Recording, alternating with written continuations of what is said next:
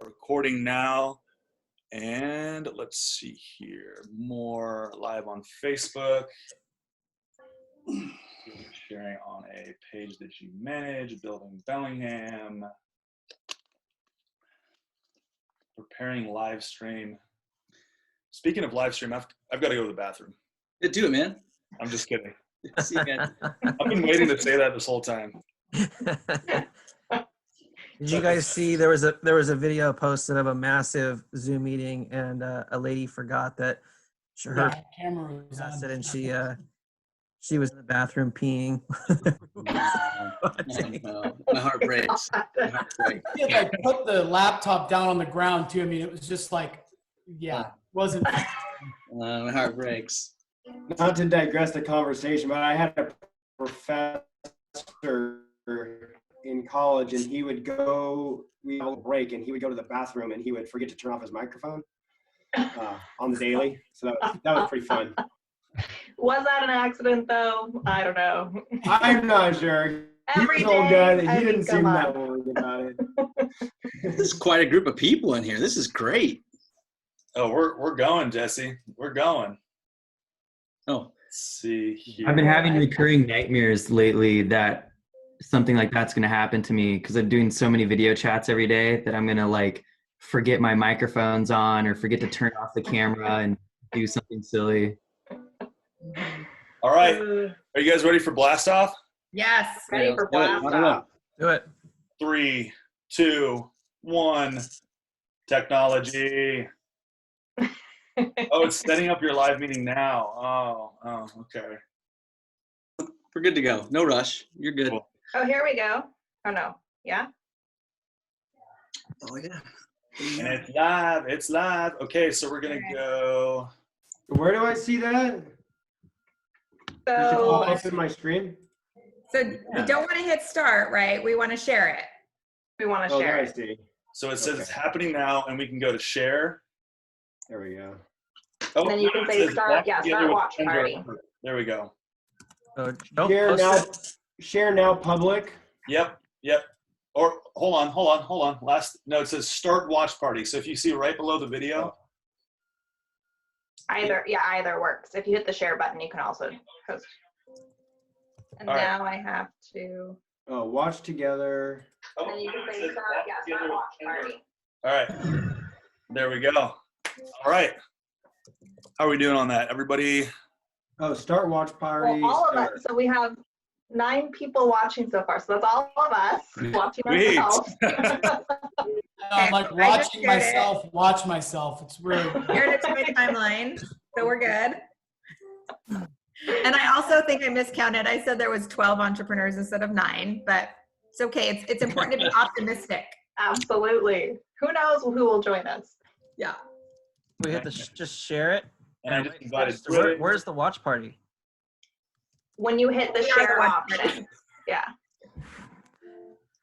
All right. And you can actually go through and invite people as well. So if you want to invite other people to come to the show, that's totally fine. Great. Awesome. So let's dive in. Everybody good and shared and watching the party? Yes. Yes. Awesome. So everybody, thank you so much for joining me on this today. Again, really appreciate you guys taking the time. Not that you don't have a lot of that right now, right? More than usual. So I wanted to dive in and I wanted to introduce everybody for those that are watching, those 9 of us that are watching at this point. Let's start with the upper left corner. Brandon Nelson, would you introduce yourself, talk a little bit about who you are, what you do, what do you like to do in life, and what you're doing right now with all the time you have? Sure. Yeah, my name is Brandon Nelson, and excuse me, I'm a realtor, and I own a real estate firm, Brandon Nelson Partners. There's 8 of us at the firm, and I've got my wife Heather and my 2 kids Hayden and Jazzy, and we have been homesteading for the past couple weeks here, and so we live on 20 acres on Squalica Mountain, and it's kind of a dream base camp for us. It's got all the things that we like to do, the ninja courses, and I've got my workshop and my chainsaw carving shop, and we've got pump tracks, and it's just kind of it's a Nelson family compound. So we've been really, really disproportionately comfortable. I feel really, really blessed. One of my favorite things to do is stay at home. So I'm feeling really, really happy and blessed right now, and really sympathetic and empathetic for what's going on in the world, for sure. Definitely towing that line of keeping the business going. I'm getting multiple business calls every day and have business obligations still, and it's becoming more and more of a kind of a dilemma to decide what to do. I'm almost to the point where I feel like I need to just say, I'm so sorry, but I'm going to hole up right now. I'm going to stay at home. Yeah, I could go on and on. I mean, it's you guys all know, but that's just a quick intro of who I am, Leo. Love it. Love it. And Mr. Dylan, so to the right of myself, we've got Dylan Langei, branch manager at Umpqua, but he also does other things. Maybe not for the first 4 years of your career, but now you do other things, right? Yeah, so I run the Bellingham branch at Umpqua Bank in the home lending division. I have 23 employees. I'm also a loan officer, so I help finance home loans for people that are buying homes through you guys. And yeah, we closed our office down 2 Mondays ago. So I got a notice at 5:30 p.m. on Friday from corporate that basically everyone needs to work from home effective Monday. And as you know, most people leave the office at 5. So, kind of buckling down, getting everybody set up at home over the weekend has been challenging. I'm also the youngest person, the youngest loan officer at the branch. And I think maybe the second youngest employee, I will say, at our branch. So with that being said, getting people set up at home and with this new technology and using Microsoft Teams, it's definitely been challenging. And then being isolated like this, I'm making a huge change in my life, and I'm sharing my screen here. I will be getting, can you guys see it? Oh, little guy. Yeah, I'm getting an Australian Labradoodle on Saturday. So, and his name is going to be Beckham, named after the sexiest soccer player to ever walk the earth. So yeah, I've been isolated a little bit. So, I wanted to make a big pivot and get a puppy, just to entertain myself. So, yeah, that's a little bit about me. It's, we've been on Microsoft Teams, on Zoom, and just kind of doing what we can. And we'll dive a little deeper in that. Awesome. Thanks for sharing. Just so you know, I think we've had 8 or 9 more people join. So people are joining it. You can actually on the watch party, you can actually invite more people. So just so you guys know how that works. So Mr. Jake Bassett, he is somebody that, just like I explained with Tony, that I haven't known for that long, but I feel like I've known you, Jake, for a long time. And Jake works at Mclatche, who is the owner of the Bellingham Herald and many other news outlets, but then also runs the Trails Less Traveled podcast. So yeah, tell us a little bit more about you. Yeah, so I work for the digital arm of Mclatche. It's called Accelerate Digital, and we're a national agency that work with medium to large size businesses on marketing strategy. And so most of my background is in marketing, and been doing that for several years. And yeah, it's been kind of an interesting time. We partner with so many different companies. I'm on the West Coast team, so we're from Washington, Idaho, Oregon, and California. And we've seen some kind of interesting stuff over the last couple of weeks. Obviously, a lot of companies have had to pivot in different directions. Just everywhere I go, I'm getting kicked out of where there's loud noise. So yeah, that's kind of the day job for me, and I really, really enjoy it. It's been especially kind of rewarding to work with healthcare, banking, and other essential companies right now as they're kind of trying to get their brand messaging out during these kind of stressful and crazy times. On the other side of things, I do the Trails Less Traveled podcast. So that's been a lot of fun for me. Got to have Leo on one of our episodes as well. So maybe y'all can check that one out. And yeah, that's me in a nutshell. Awesome. Thanks, Jake. And Heather, who many of you may know, she used to be in real estate, helped build a large local brand, local real estate brand. And you're welcome to talk about that if you'd like to. And then also she Leads Me Now, which is a really awesome organization that is for women in business and not necessarily in business to connect with other powerhouses, right? Yes, absolutely. I'm Heather Simpson. I run a company called She Leads Me, and I am a business consultant and host of what used to be many in-person events. And so we provide a lot of resources for women, education, training, different types of things to help people on their journey professionally in either their career or in their businesses. And I'm also currently a homeschooling mom, which has been a journey for us during this time, and have my kids and my family and love that, but definitely have had to make some shifts and pivots in business, as a lot, like we host many in-person events every single month, and now we've had to really obviously shift that. So figuring out how we do that in a way that still supports people and in a way that's still really valuable and not just in a self-serving way, but showing up in a way that really serves the women that are in our community. So you've been using Zoom a lot. I have been using Zoom a lot, and this is this is the place that I'm living a lot from right now. Awesome. Yeah. Well, glad to have you on here. And Mr. Tony Moceri. So Tony is a part owner and local builder here with Moceri Construction, a high-end custom construction company that's been here for a couple 100 years, 300 years, 400 years? God, I think I'm aging my dad, but I think we're at, 46 or something years. So wow, quite a while he's been doing it. And man, I don't want to say how many years I've been doing it. Yeah. So you've been definitely most. Yeah. Go ahead. Yeah. So we do we do building, we do higher end custom homes is definitely our specialty. We also do a bunch of real estate investing. That's a big part of what we do also. I do some business consulting, so I'm excited to be a part of this group. I've invited a couple people that I think this could be beneficial for them to listen to this group.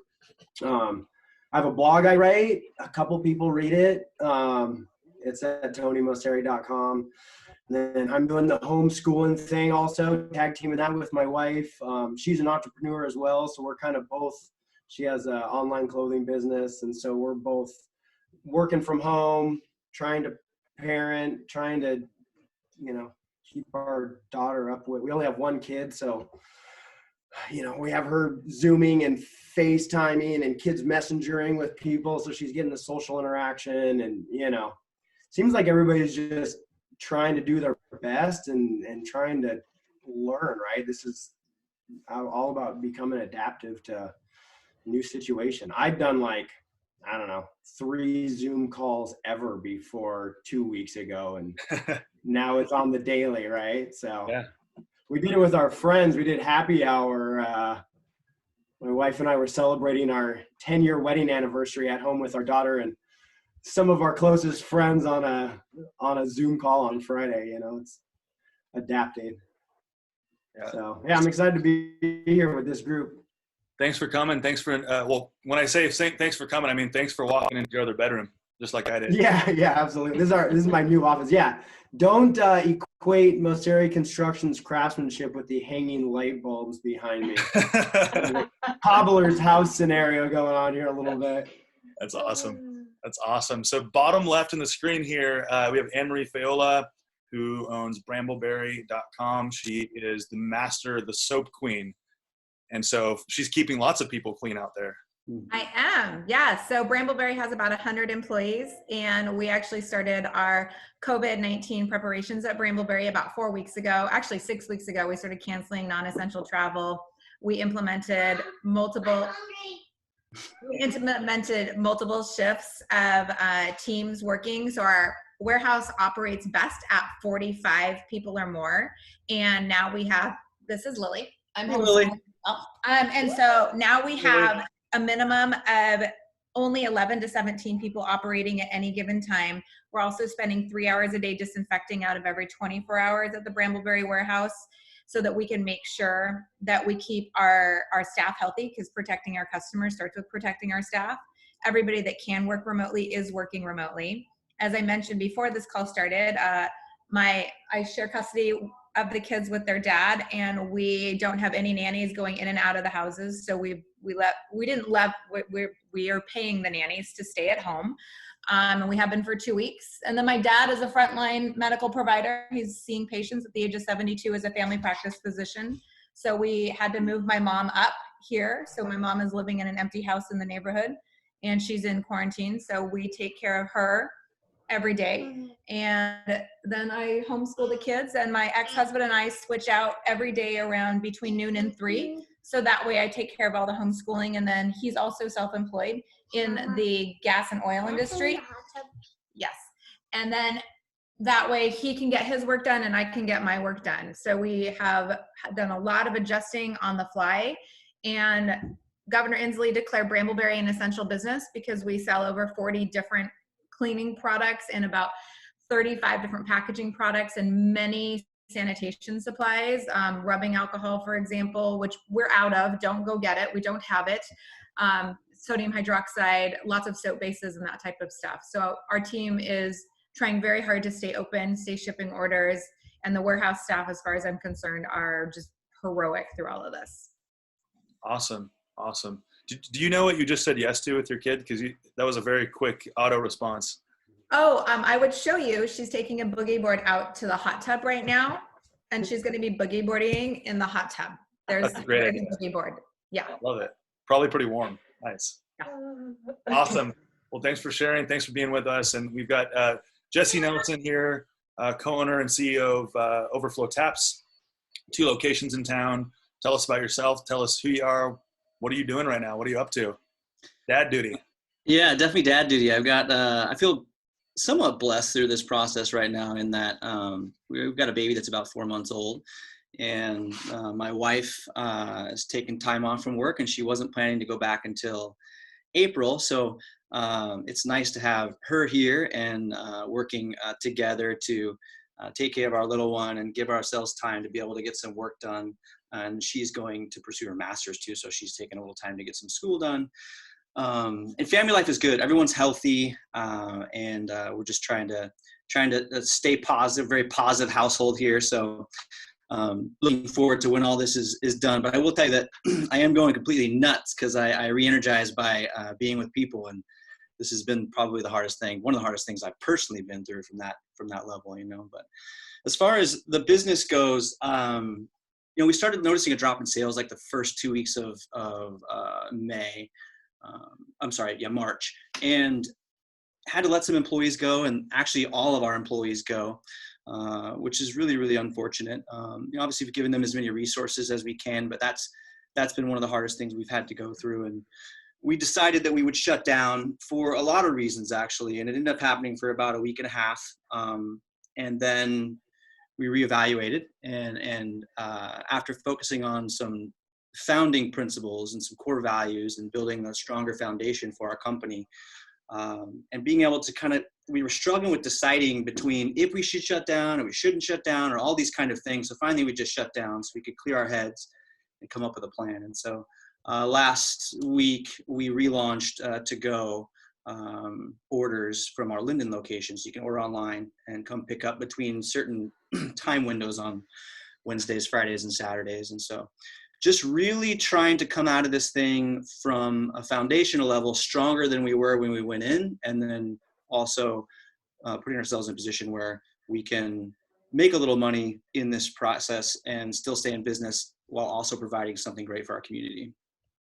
That's awesome. So it sounds like, just to kind of recap a lot of this, there's a lot of tough conversations that are needing to be had. There's a lot of hypervigilance in protocols that we're needing to take. You know, you hear what Anne-Marie's been doing to keep everyone safe. You're hearing people scaling back, which is tough because we're in our economy.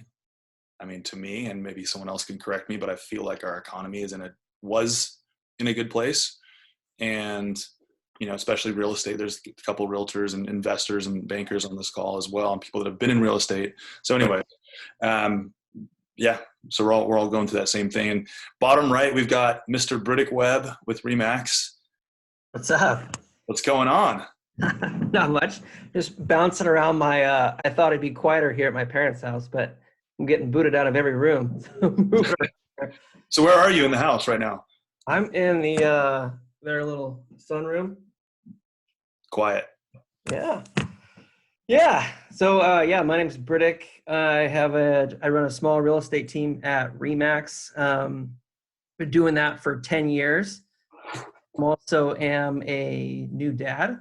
Got a 4-month-old daughter, my wife Sandy, and got a stepson Darius. So we're homeschooling Darius, and got a rambunctious little 4-month-old who is keeping us up at night and keeping us busy. And that's pretty much me. We've noticed that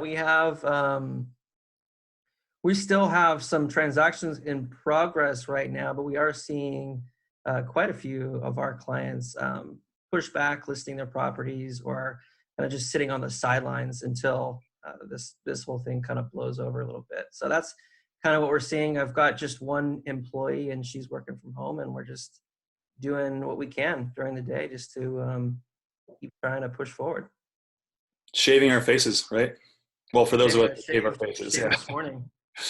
Yeah. I think Brandon might be the only one who doesn't have to worry about the haircut situation here. He's set up. I actually did see a picture of Brandon with his full get up when he was an earlier paddling picture, and that was awesome. So if you ever go to his Facebook page, if you want to see a picture of Brandon with like the full thing. So fortunately I married a hairstylist, so nice. we'll at least get to keep that going. There you go. Yeah, Tony's got the best haircut of all the guys. Opportunity. Yeah. Yes. I don't know, Leo. I'm not sure. So let's jump into this. The whole theme of this series, and I appreciate you guys all jumping on board with this, it's called Pivot, because none of us are out of business, right? And there are a lot of people that this hit, and it's hit everybody. We can all agree on that. But there's some people that it hit harder, that were running either paycheck to paycheck, even running a restaurant or a business with no reserves or no preparation, or living as if it's, the best possible economy we could be in without any sort of preparation for chaos, right? What could ensue after a complete economic shutdown, or almost complete economic shutdown. So I want to dive into this. I'm throwing this out there. It's not like a panel or anything. I just want to have a discussion around the word pivot. What does pivot mean? What does adaptation mean to you as business owners? Man, for me, it's a lot about creativity, right? It's okay. We're in a new world. We went from thinking we were going to be deemed essential. That's what all the trade organizations told us. And then about 24 hours later, the governor clarified that residential construction was not essential, aside from basically emergency situations. So we went from thinking basically everybody on our team was going to be working, and we had set up protocols and been, getting cleaning stuff and had set all that up and were prepared to do so, to basically sending everybody home with very little notice. Now we have been able to get creative a little bit. We're changing accounting softwares. I got one of my PMs who used to do accounting. We're helping out with that. And so we're trying to find different places that people can do different things, but with, 35-ish people in the company, there's only so many ways, right? But every day we're trying to think about that and think about what we'll do next week, not really knowing what we'll be allowed to do, but trying to be as proactive as possible as we pivot. Yeah. Awesome. Yeah. And anybody else on pivot, what that means? Yeah, I think that, go ahead. No, go ahead. Okay. Well, one of the first things that we did was just going as lean as possible, as quickly as possible. So, and I think, Leo, you and I talked about this. I got into real estate during the recession, during 2008 recession. I got in 2010. And so I had to start my business in a place of being very, very lean. And so, one of the first things in terms of pivot was going through all the non-essential things in our business, all our subscriptions that we don't necessarily need, all of our marketing budget. We suspended all of our AdWord campaigns and all these little subscriptions that sort of added up. We went through and paused all those for the time being. And I think that's one thing that, if this thing continues for a few months, which it's likely that it will, that being as lean as possible is going to be super important, at least for us. So I'll let you kick it off from there, Jesse. Yeah, I think it's interesting because I think most business owners, most people in business are used to solving problems. And so there's actually a lot of pivoting going on in businesses. So you kind of get used to pivoting to some degree. This is a much bigger pivot, obviously. So like for us, there was things that we've wanted to do, but have never really done, because selling beer at the bar, behind the bar, has always been like the number one priority for making money in our business. We've always wanted a nice online store and always wanted to try to do shipping and maybe even some to-go options. And so we've had a lot of these ideas. And so when this happened, it was like, well, here's the things we've thought about doing, and what can we do now to put a Band-Aid on this, but that can also provide value to us in the future. And that's what I think is going to be a big result of what's going on, especially in the restaurant industry, is you have people pivoting to make money, whether it's delivery, to go, pick up, whatever it might be. Now they're creating systems that they never really had in place before. So that way, when it's all said and done, as long as they come out through it on the other end, we'll be in a much better position to be able to provide value to our guests, value to the community. And you may not necessarily have those things in place right away, but now you have learned, and now you have a system in place for if something like this were to happen again.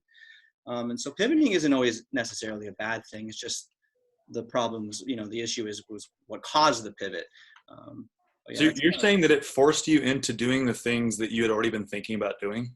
Yeah. Like on a personal level, I don't always make the quickest decisions on moving on something.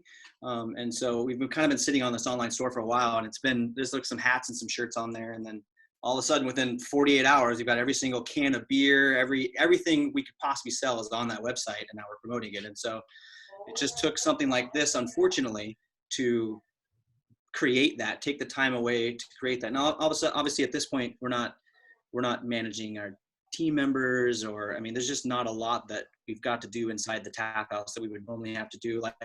Like you guys, we've reduced our marketing budget and a few other things. And so this is just something we decided that we would do for the long-term success of our business that could also help us in the short term as well. Awesome. Yeah. Dylan, you got something? On that? Yeah, I want to, not pivot on that, but piggyback on that. I listen to a podcast, since a few of you guys run podcasts and listen to podcasts.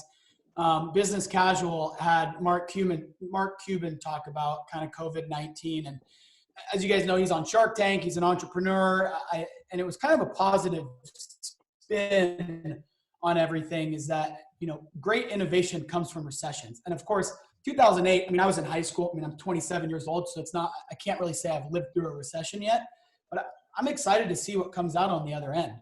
And Mark Cuban was saying kind of what Jesse is saying, is that a lot of business owners, like, this is the time that you have more time on your hands than you ever had before. Do all the things that you've been wanting to do and implement those things. And even, we could pop up to 15 to 25% unemployment rate. All those people that are unemployed, you can sit on your couch and sulk, or you can start a business, or you can create something, you can solve a problem. All you have is time right now. So I'm really excited to see what comes out on the other end. Obviously, these are very difficult times, but it's the people that have a positive attitude and a positive mindset that push through it and get through it. And our business specifically isn't as impacted as maybe a small brick and mortar business, because we can operate 100% digitally. Really, a lot of times I don't even meet clients until the signing. when they sign their final loan documents and get their final loan. And those are now happening with e-recordings, and now they're doing Zoom calls for signings, and they can sign the deed of trust and the note in the parking lot with a notary. So I just think that great innovation is going to come from this. And I think we're going to be running more efficient, effective businesses when we come out of this. So I'm excited, really. Heather, Jake, Brandon, what do you guys think?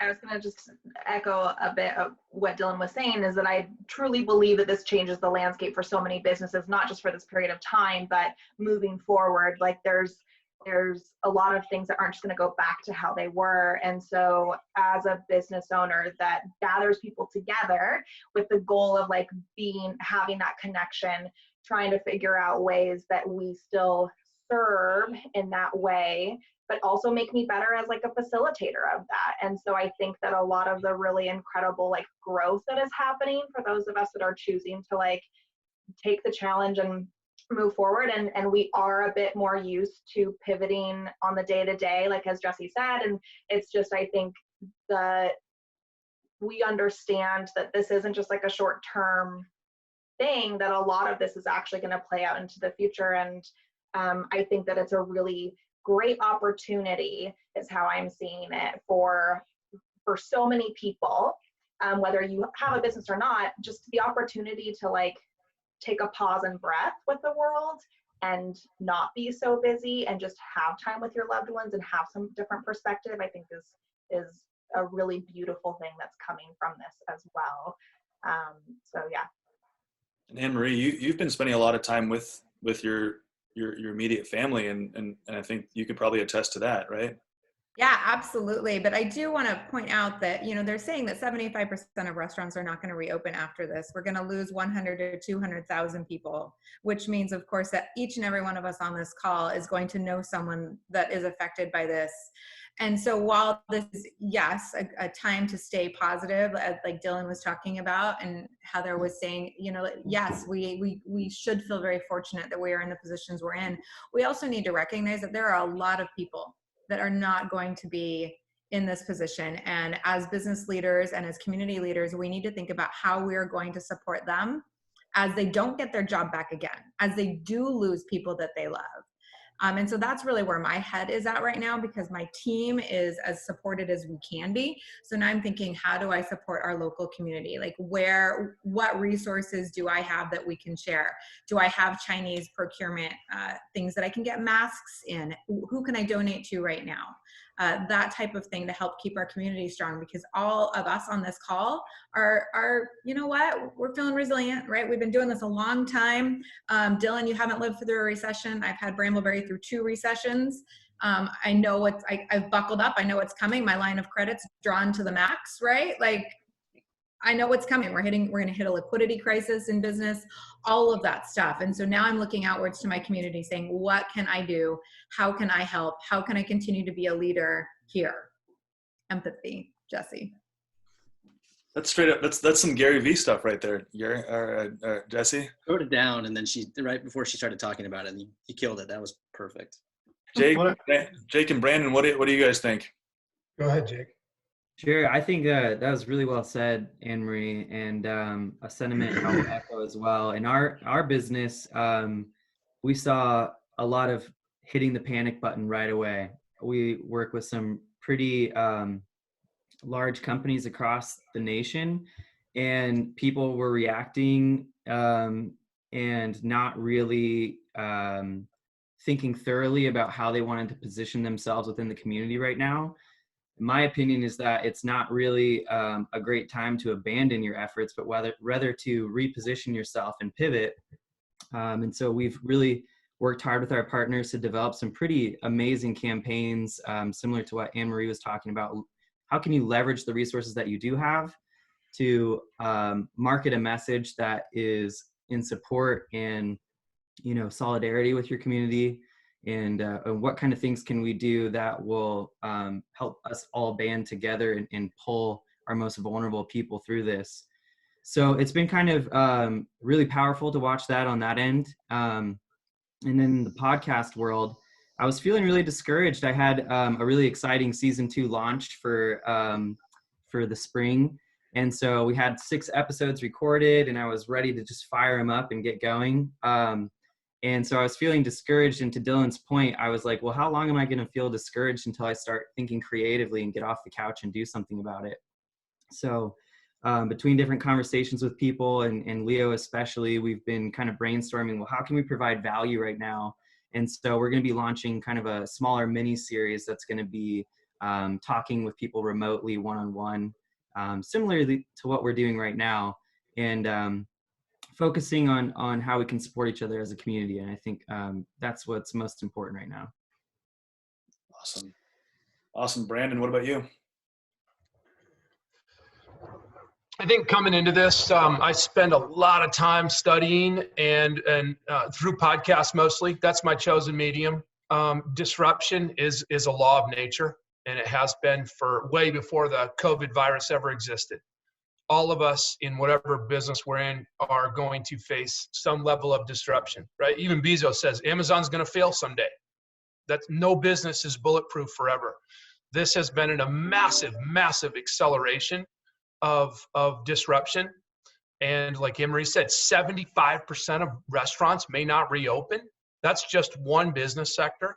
Imagine all the others out there. And if there's been a core message that I've been passionate about wanting to get out into the world, I don't really have a megaphone like some of you guys do with the podcast and stuff, but for my kids and the people who are close to me, the agents who work for me, the message that I'm constantly preaching is, and Leo, we did this when we hosted that mastermind at Overflow. Yep. My message is learn how to lead, learn how to have a business, even if it's just one other person, right? And to just have a job is not safe. And it's becoming less and less safe the more time goes on, right? You've got to learn how to make your way in the world if the concept of a bigger employer doesn't exist. And I believe in my heart, everybody has the ability to do that. Everybody does, if on some level. So this is a massive acceleration of learning how to become recession-proof and disruption-proof. And it's crazy to me. I read some of these news stories about, hey, let's go on a nationwide rent strike.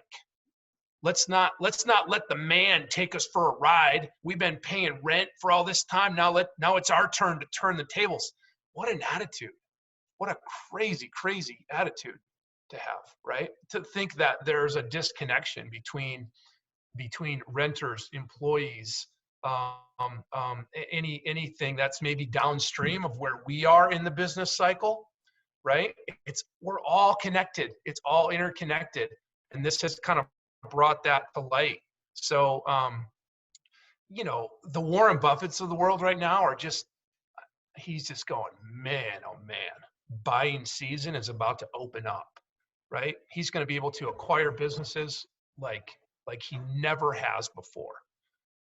And entrepreneurs who think like Warren Buffett are going to be able to do that as well. So I mean, Leo, there's a million different angles that we could take to answer this question right now. What are we doing to pivot? What are we doing at my firm? What we started doing a couple years ago is we said, hey, sales is all about the funnel, right? Put a lot of people in the top and squeeze out a few clients in the bottom. And we said, forget that. Let's flip the funnel. We want to serve less people at a much, much higher level, and maybe with a broader spectrum of services. Maybe real estate's not enough. Maybe it's general contracting, real estate, property management, financial services, right? Kind of like what Ben does in a few different ways. So that's the way that I've been trying to disrupt my own business and think for the future.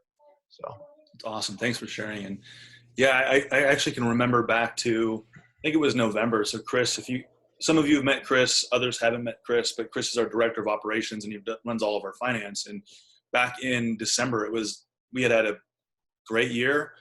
And in December, he came to me and he was like, we have nothing closing in December. And we'd had anywhere from 4 to 7 transactions closing in a month, every month, the entire year. And that was just when it was just him and I and Cooper doing our media. And he came to me in December and he said, we are not going to make any money in December. So here's what we need to do. So we had our crisis. We had our COVID crisis in December. And I'm not saying that this is anything near that, but I'm almost grateful that we had our worst month in December, and it completely knocked us on our ass and completely changed up how we operate the business, completely fully shifting into a world like where I would like to be, where Brandon is, where I don't want to serve as many people. I want to have the perfect meeting on the graph of how many people we serve, but at a really high level. And so if that means that we need to grow our business to serve people at a higher level, great. If it means we stay right where we are, we just hone in on how we can really grow each person within our organization. So, on that note, you're all leaders in some way. How do you lead through chaos? What's the key when everybody else is panicking and you're at the helm of this ship, and you really should be the one that's panicking? If anybody's panicking, it should be you. But you have maybe 100 employees like Anne-Marie, or maybe you have Jesse, you guys have like 40, 30 employees? No, that would be great if we had 40 employees. Not right now. No. But no, I think it's focusing on what you can control. And that's actually, I was going to try to provide something tactical to who's listening, whether you own a business or you're going through hard times and you're in your home and you're on unemployment or whatever it is you might be going through. Just focus on what you can control, and then also utilize the power of ask. You don't know obviously we're in a scenario where you can't get kicked out of your house right now if you can't pay a little bit of your rent, but you never know if you don't ask. You could ask, for us, we ask landlords if they could defer rent or even absorb rent, and you can also do that for yourself as well. You can ask your lender if they will defer payments for your mortgage, and that's happening. And so it's figuring out what positive things can happen in your life and what things you can ask for. But you got to ask for help, and then try to really focus on the things that you can control. And I think, to answer your question, Leo, that's really where we're at. I think where Adam and I are at within the leadership of our company is just really thinking about. It's really easy to stray and get lost in what's going on, but you just got to identify the things that we can control and then just go all in on the things that we can control. Agreed. And Burdick, you've been going in a direction since I've gotten to know you better, where based on your personality, you can get magnetized towards fear and anxiety, but also the other side, which is staying grounded, like helping people stay grounded in who they are. And like Anne-Marie said, stay grounded in your community and what's most important. Tell me a little bit more about your journey with anxiety and fear and all that. Yeah. So, ever since I was a kid, I've always had this level of anxiety, and I used to get panic attacks really bad. And so learning how to process that and deal with that. And so coming from a place of leadership, I feel like back in my early 20s, I would try to, exercise, I'm going to fake it till I make it. I'm going to be uber positive towards everything. And for me, I think leadership starts with, first of all, tending to my own mind, right? And having a vulnerability with my employee, with my family, with the people that I'm around, is saying, here's how I feel right now. And leaning into, right now I'm feeling this fear. I'm feeling this fear and I'm projecting that and sitting with that or experiencing, with this whole COVID thing coming through, is like, I feel just this sadness for the whole planet from the standpoint of, the sickness, the healthcare system, the economy. And as opposed to me, like, just shifting directly to, all right, I'm just going to just squelch this down and shove this down to, I'm going to sit with this for a minute and just feel it. And when I surrender to that experience, then I can move to a space of truly, really focusing on what I can control. Because if I sit with it and I don't try to fight it or steer that, then it passes through. And so for the most of the fear that I've gone through thus far, I felt like I've passed through that. And so I really feel like there's value, especially for me, in that vulnerability, because I can't lead from a place of inauthenticity. And so starting from a place of where I'm vulnerable, where I'm authentic, acknowledging how I feel and acknowledging the humanness of how I feel like allows me to lead in a more effective way. And through that, really coming through that, I can focus on, okay, what are really the things that we can be doing now? And what one step can I take right now in this moment to push my life forward and keep my sanity? So how am I keeping my sanity right now? For one, I'm talking to people like Leo. I'm talking to people who are inspiring individuals. I'm trying to surround myself with people who are solution oriented. And I think that's really important right now. There's a lot of tickers and there's a lot of Eeyores. There's the doom and gloom people who are stuck in this sense of, oh gosh, we are all screwed right now. And there are the people who are focused on solutions. And so really surrounding myself, and it's virtually essentially right now, with people who are solution oriented is really, really important. Exercise has become really, really important for me. Meditating has become really, really important for me. And then again, just acknowledging that, and making it okay to feel whatever's there. And I think that's where I feel like I can be an effective leader, is really truly stepping into that authenticity. So. Yeah, really appreciate it. So you're talking about mental and spiritual health, and Dylan, one of the things that you and I have been exercising pretty regularly, and I know Britick has been too, and many of us probably have. But Dylan, do you want to talk a little bit about, when you're guiding people through this chaos, these 23 employees, how important it is with our physical health too? Like, how are we eating? How are we, sleeping? How are we treating our body in this time too? Yeah, that's pretty important, right? I jotted down 3 notes, when you posed this question, and I've been thinking about it. So I'm a big believer, as cheesy as it sounds, everything happens for a reason. So that's kind of my first step in this whole thing is, what, this is happening. There's nothing on a macro level that I can do to change it. This is happening. Everything happens for a reason. We're hopefully going to come out better, when we come out of this than we were before. And then I want to be realistic too. And I don't want to think that everything's going to be, flowers and daisies and it's going to be great. I mean, these are going to be some hard weeks, months, year, no one really knows. So I'm really realistic with my team, and very honest and very transparent. I think, when you're a leader and when you're leading a team, people really appreciate, being direct, being transparent. Here's what I'm hearing from the higher ups at Umpqua. Here's what we're doing to make change. Here's how we're protecting our employees, our clients, our business partners, and just really getting that message down to the ground floor. Because really, my employees and me, myself, I'm a loan officer as well. I mean, we are boots on the ground.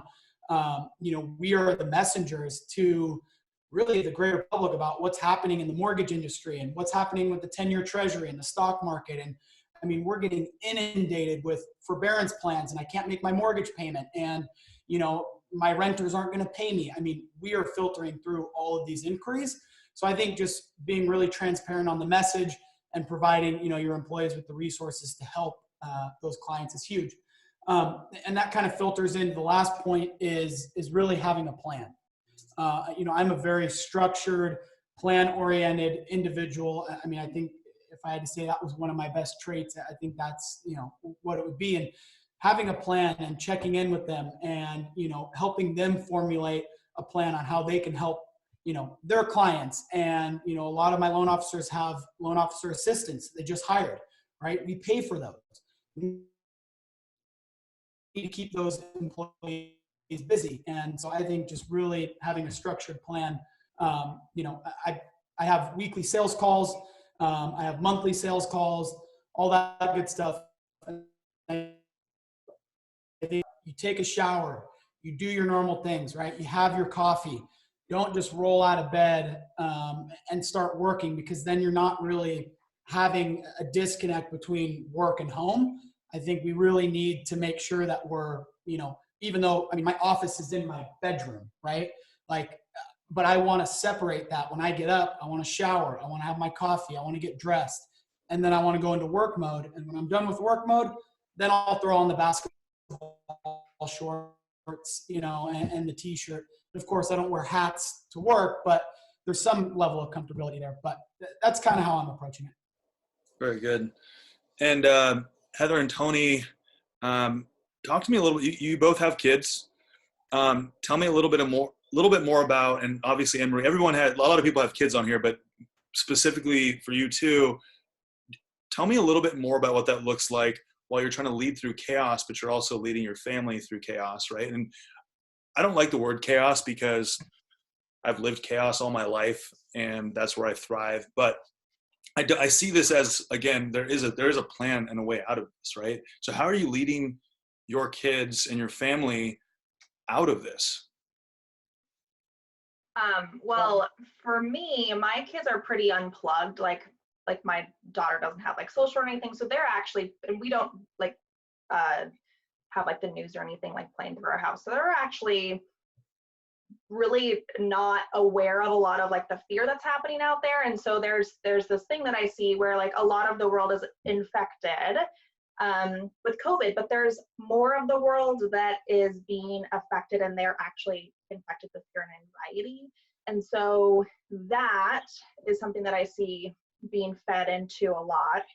And so right now I have the opportunity to really like lead my kids through this time of like a different perspective than a lot of people out there that are just kind of like spiraling in the fear, and not to take away from people that are super affected by what's happening, whether it's your business or personal or your health, but also to just kind of look at like the facts of what are happening as opposed to people's speculation or people's fear that they're just kind of like projecting out there into the world because they don't know how to handle it. So with my children, that's how I'm handling that. And, as somebody that's always been career driven and never had an interest to be a full-time stay-at-home mom or homeschool, I'm in a really interesting situation. But again, it's also like been a really amazing opportunity, and really bringing them into my business and what I'm doing. I start every day with the thought process of who can I reach out to help support today? That might be a business, that might be an individual. I don't know who they are, but I go into my day thinking about that.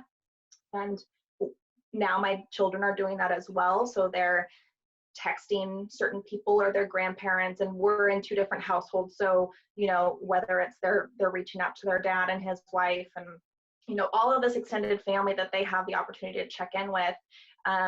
We're taking the business principles that I've adopted in my business and just kind of applying it to their life, which has been just a really amazing thing that we're experiencing here on this end, and the opportunity, just even if it's having a conversation with somebody, because I do have that perspective and I do have a calmer sense of what's happening in the world, even though like I currently have cancer and have an immune system that like is easily susceptible to this. I still have a different mindset that I'm going about how all of this is happening. And so being a calming person to reach out to other people, it can be a way that I help support people. Or if it's buying gift cards for businesses or reviewing businesses that maybe I don't have, all the funds, and I can only buy so many Overflow beanies, but I can affect people in other ways by just showing up and asking how I can support them. And that's been how I've been choosing to lead and just with my children and with my business, and just teaching them there will be things that can impact and affect us that are threats to life, but this disease, it's highly contagious, but fear is more contagious. And so we also need to look at where that stuff is coming from, and kind of go about our day in the appropriate way. So and so we're all true entrepreneurs, right? All of us on this call are true entrepreneurs. Tony, you and I have had a lot of conversations about entrepreneurship and how you roll with the punches, and you just kind of keep rolling forward. Tell me a little bit more about your experience in past situations and how that applies to this situation for you. Yeah, well, it's funny when Dylan was talking, he talked about having a plan and being a planner. And while I have a big picture plan, I'm also very impulsive. So kind of being the leader, I, kind of impulsively make decisions that I think are the most important in that moment. We, when I knew this was coming down the pipeline, we had some people that weren't eligible for unemployment for kind of some really, really out of the norm situations. So step one was let's figure out that solution. And then I just kind of check off boxes and try to lead calmly, make methodical decisions, make decisions quickly, but in a way that is gonna benefit everybody. But it's tough, right? I mean, right now every single leader, and everybody's a leader in some way, whether it's at your house or at your business or in your community or wherever, right? Everybody's always leading in some way. So how are you going to lead, represent yourself? It's important, right? And how do you help people? You asked, about home, right? So I've been balancing, on some level, this is awesome. My wife and I had actually talked about homeschooling our daughter at one point. She made it very clear that would not be something she would want to do, but now we're getting the opportunity to do it, right? And so I've been struggling a little bit with, I've still been working a lot. We have a ton going on just with normal work, and then now all the new COVID stuff, and it's changing daily. So how much do I work? How much do I get to hang out with my daughter? How much do I get to be doing the education? Balancing that with my wife. She's working and wants me participating as well. And it's hard. There's just no doubt about it. It's tough decisions. We've been, I've been talking to my customers and my team and, subcontractors, and there are so many people affected, right? Some people's houses are halfway done. Some people don't know how they're going to pay their mortgage, right? I'm getting texts today. They're saying, well, what about health insurance? And I said, well, we're paying for April. I don't, hopefully we're back to work before the end of the month, but we're paying for April, right? And so, now there's SBA loans coming out. And so every day there's new information, there's new things to learn. And, I try to lead with that steady hand. When we've had, during the last recession, I had never really been through a recession before. In 2000, I was in college, and so I didn't really feel that, right? So during the last recession, we got hit really, really hard. And it was just learning a ton, right? We were arrogant. We were, won't happen to us, not in Bellingham, Canadian dollar, all the things everybody always says, and then wham, cut by 2/3. So it's a matter of understanding that that's coming in a different way this time, but it's coming, and figuring out how to be a better company when you come out of this. It may not be the same company, right? Everything's going to be different. Right. So, to me, being a leader though is really about being that steady person, being willing to make the hard decisions, and being there for the people that are relying on you to lead. And it's not easy, right? It's a tough position to be in, but everybody on here has all made the choice to be in that position. So now is the time for us to do it, right? It's easy being a leader when things are good. Absolutely.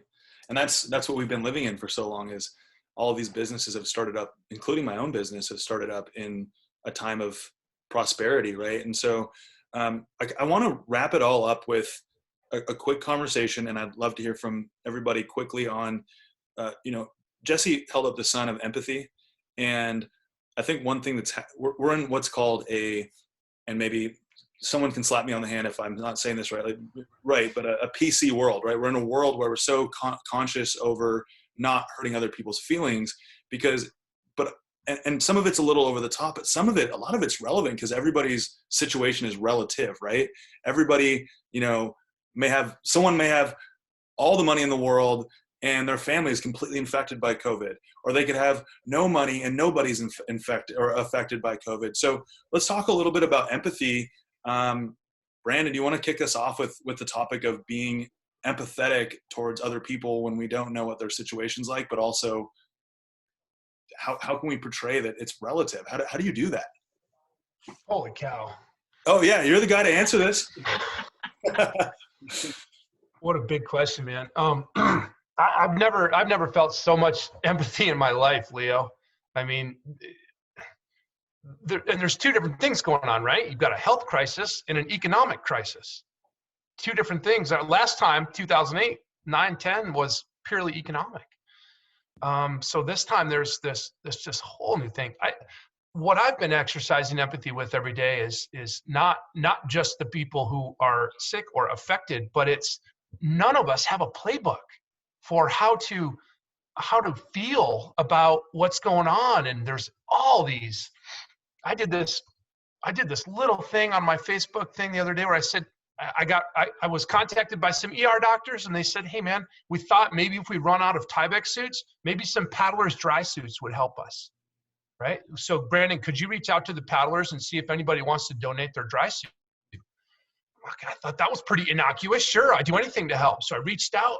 Man, I started getting slammed by nurses saying dry suits can't be taken off without contaminating the doctor, and Central Command reached out and said, your post is alarmist and you're causing people to think the hospital doesn't have it under control. And then other people reached out and said, the hospital doesn't have it under control. Keep doing what you're doing.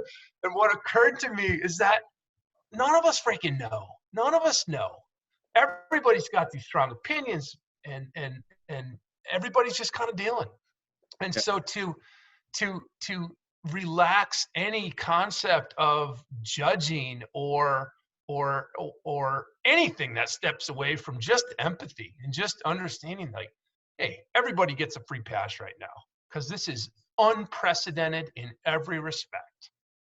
And I think that's what I'm waking up every morning feeling.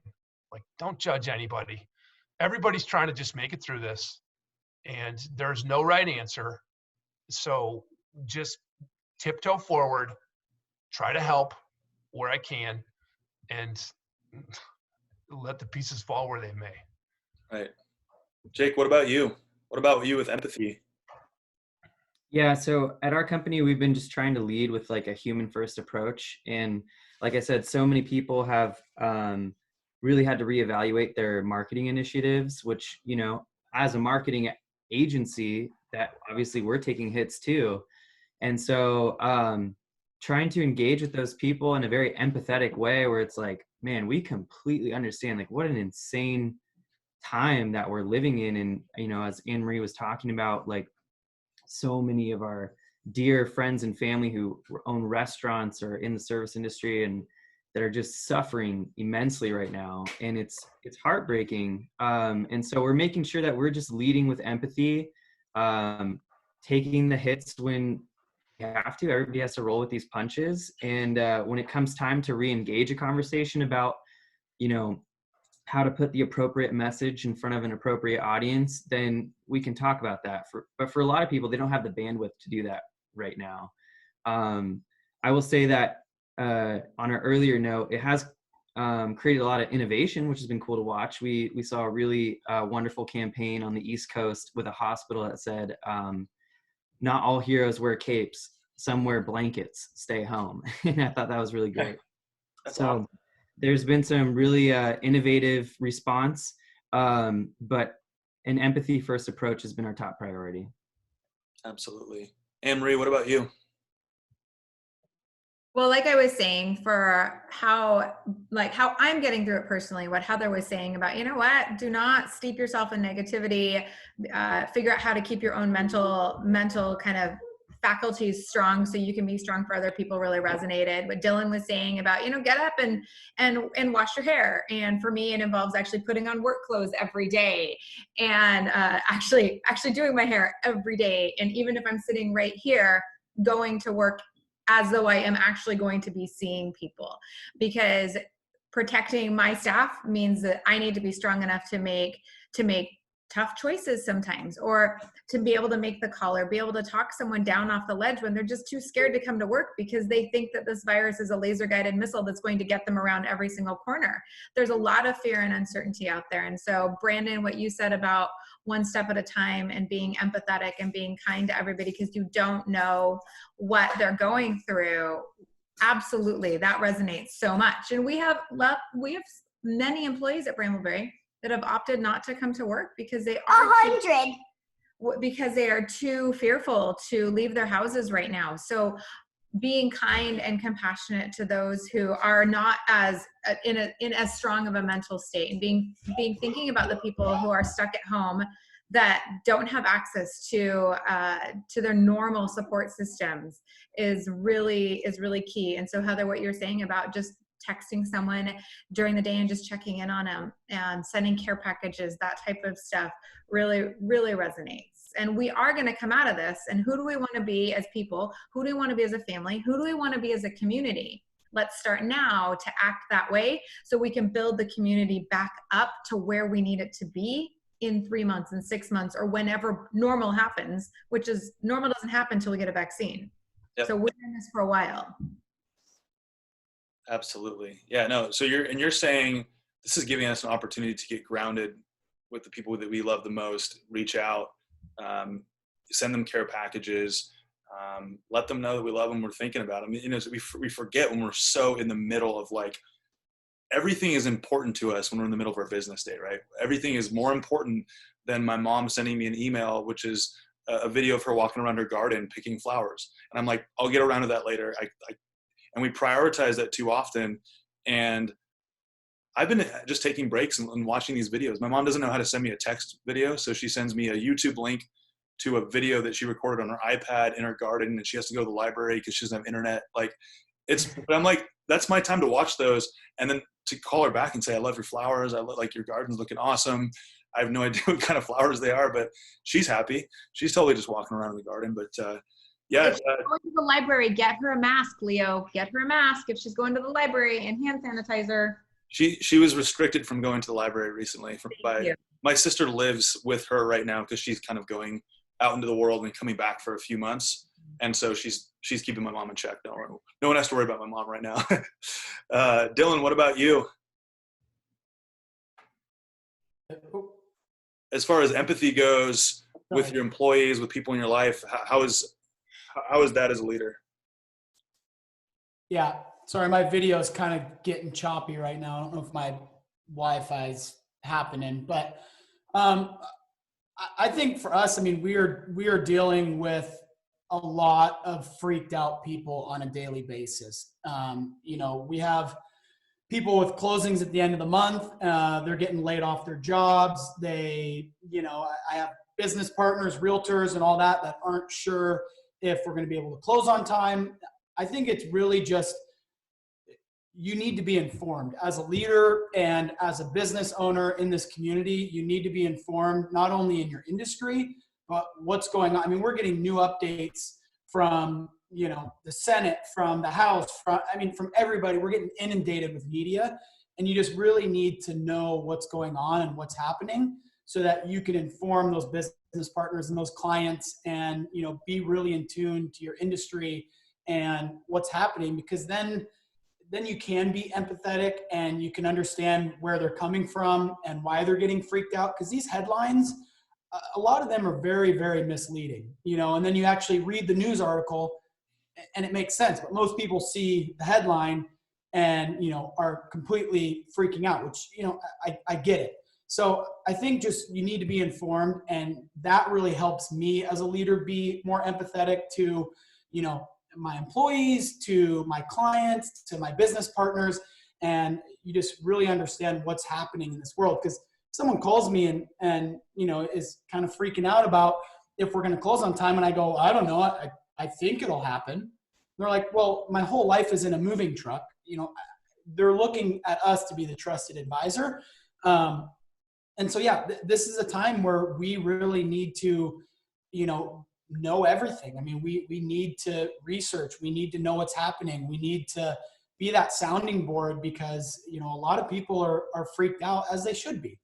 So that's really my approach is being informed. Once again, being transparent and being direct. I'm not sugarcoating anything for clients, business partners, employees. Like, this is what I'm hearing, this is what I know, and this is what I don't know. I think a lot of times people think as a leader, we need to know everything. There is a lot that I do not know, and I don't know what's going to happen in the next hour. I don't know what's going to happen tomorrow. But we need to pivot. We need to be ready to pivot, and we need to be ready to take on any challenge. And I think being confident in that and being informed really helps with that empathy and understanding where people are coming from. So that's my approach. All right. Britick, empathy. You leave it to a virus to, bring the world to a sneeze. It's easy for me to just think like, oh, us as a local community are dealing with this. But we have to understand that almost every single human, barring maybe one of those tribes that's completely disconnected from the rest of the world, is going through this. Every single country around the world is dealing with this, whether that be directly, they're sick themselves, or they've had a family member who's sick or a family member who's passed. Whether you're in healthcare and you're having to see these people every single day and do everything in your power to try to help them in sometimes really helpless situations, to losing your job, and having that uncertainty, to maybe you haven't lost your job, but you're socially isolated by yourself and you've been robbed of your ability to hug someone or just share a meal with somebody. So I think out of this is this huge opportunity to, have this ability to have compassion and empathy towards everybody. And as Brandon said too, everyone gets a free pass. Because everyone is dealing with this in a unique way. And so having that empathy for other people, and that's the gift, I think, is it can be easy to be stuck in a pettiness of, oh, I'm stuck in traffic, or my Sounders team is losing right now. This is the great equalizer to pull us back towards really what's important in our lives, to really connect to ourselves and connect to our fellow humans. And so having that empathy is the gift. And I think having the compassion and looking at where we can serve other people, even just calling our past clients, calling our friends, and just having the social interaction, FaceTiming, having these conversations can be a gift to give to other people, just communicating. We've been at home making masks, mostly Sandy, but I've been helping out a little bit, serving in that way. And then, there's the other side too of being able to receive help if we need it. I've always been somebody who's been really proud to be like, I don't need help. I can do things on my own. But some of the most profound experiences and humbling experiences in my life have been asking for help and receiving help and having the compassion and empathy to receive. And so I think this is such an opportunity to, that's the gift out of this whole thing, is empathy and compassion for our fellow man, and how we bring that gift into our businesses is really just looking at where we can serve and how we can show up for other people. So, thoughts. And Jesse, you were the one that held up the word empathy, I don't know, like 20, 30 minutes ago. What did you mean by that? Well, I really like what first of all, this is amazing that this has been put together today. All this empathy talk is making my heart happy. And the thing that Heather said about doing something positive for people, like maybe waking up in the day and thinking about something positive you can do for someone. And that's got me thinking about even my team, even though they're laid off, it's like, maybe there's something that I can be doing now that can positively impact their mornings, right? And so I'm kind of taking mental notes here. But I think what it comes down to for me is just showing my heart to the people that I come in contact with. So how can I impact someone in a positive way in that moment that I see them, or even in this setting? It's spending, but also recognizing my strengths, right? Or recognizing your strengths, and that is it a strength of mine to to show my heart and give love and impact people and do something kind, you know. And so not everyone has those kind of strengths. And so finding out what your strength is and using it to do something positive, because you just never know the day that someone's having, you know. And someone bought my coffee in the Woods coffee line the other day, you know, like doing the drive-through. And I was just like, I wasn't even planning to get coffee. It was totally random. And I was like, this is amazing. I really appreciate that. And I came home and told my wife, and it was just like, this is great. We could really use this today. So it's just looking for an opportunity to do something kind with the understanding that people are having a rough time and people are having a bad day. And not everyone really understands how to get through it. And even if they do know how to get through it, doesn't mean that they can't use a lending hand and can't, and don't need to feel loved. You know, so that's kind of where my mind's at. Awesome. And we're going to, on my screen, we're basically spiraling to the center, and Tony's in the center right now. So Heather, you're up next, and we'll end with Tony, and then we'll wrap this all up. Right. So yeah, for me, a lot of like empathy during this time is also like respecting where people are at, respecting their boundaries, wherever they're at in the spectrum of, I don't care about COVID versus like COVID is going to kill us all, like wherever people are at, like I just respect and also just show up with the mindset that people are doing the best that they can. I really don't believe that somebody wakes up in the morning and is like, I'm going to just tornado through my day and like try to rip everybody down along with me. Like, I really don't believe that that's how people intentionally show up. While that might have the impact, the intention isn't there. And so just really respecting where people are at. And that also could be like on a pretty huge swing of things, right? Like my partner is an essential employee, so he goes out in it all the time. He also has a son. We're a blended family that lives in California. And so we can't see him. We don't know when we're going to see him next. Like, just respecting where people are at and knowing that it could swing in so many different ways is the biggest thing that I feel like we can do by showing empathy in that way. And just truly believing that if somebody's being a jerk, like they're not intentionally trying to be a jerk to you. It's just like there's something greatly impacting them right then. And that's just respecting where people are at is the only thing I can do. And it's just a more freeing place to live from in that space. Absolutely. Tony, at the heart of the grid here, let's end with you on empathy in your world. And, go ahead. Yeah, for me, empathy, I think the way that I can show that the best is through patience. And I think that I'm not a patient person. It's something that I continually work on, but I think now more than ever in my household, right, with, my wife and daughter are going to be sick and tired of me because I have an energy level that can borderline on obnoxious. So, being patient, but then, with your team, with your customers, with your friends, with your parents, right? I'm like, Mom, Dad, what are you guys doing? You got to stay home. And my dad is not a sit around kind of guy, right?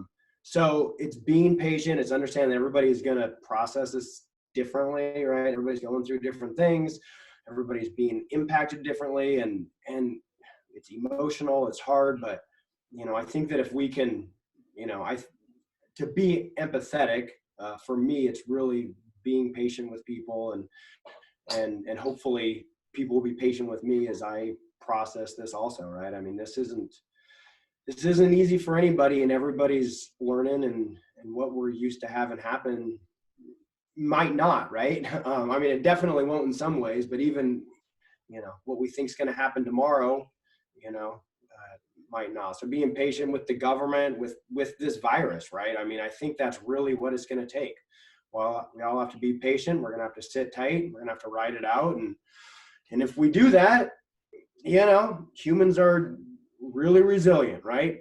But it's not going to happen overnight, and it's going to be really hard. So if we can all be patient with each other, with the process, I think that, that can be good, and just translate that into, I guess when everybody's been talking about this empathy, that's what struck me. Awesome. Well, And thanks, Leo. This is awesome. yeah, no, this is, I told my mom if I was going to drop out of Western that I was going to, and by the way, Western's a great place, but I just decided that I was not going to be there anymore. But I feel very grateful to have people like you in my life, and we're all in the same world where we want to be around other people like ourselves that think like us, but are different in many ways. And so I appreciate you all being willing to jump on this call. And we don't know how long this is going to last, but I mean, shoot, I'm going to keep doing these. And so if anyone wants to jump on a one-on-one call with me, I'm going to keep live streaming this, because my goal is that while I'm cooped up in my second bedroom with my co-pilot, the Springer Spaniel sitting behind me, I'm going to be learning, and I'm going to be doing everything I can to be sharing value, just like Jake is, and just like you all do on a daily basis with your businesses and with your platforms. So with that, I'm going to stop the live stream, and then we'll chat for a second and then hop off. Sound good? Great. Thank you. Good. All right, we are no longer streaming, and